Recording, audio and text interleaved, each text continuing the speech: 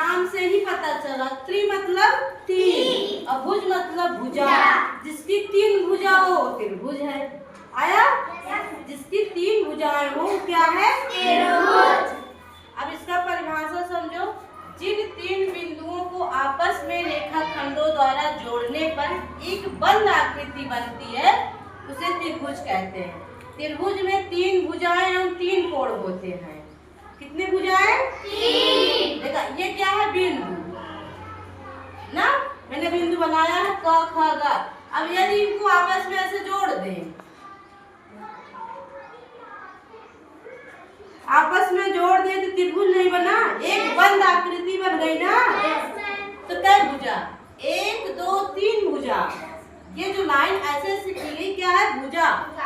और तीन कोण, एक कोण, दो कोण, तीन कोण।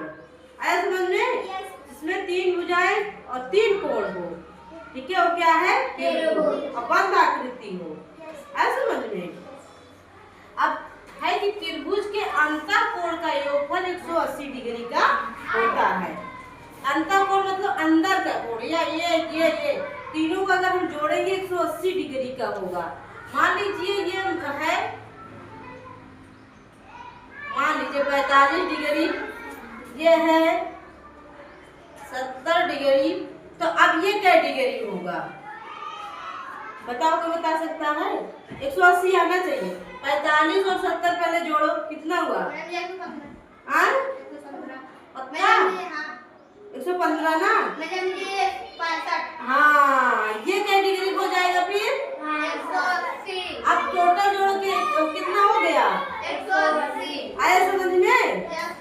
त्रिभुज के तीनों मतलब त्रिभुज के अंतःकोण का योगफल मतलब जोड़ 180 डिग्री का होता है। इतना है समझ में?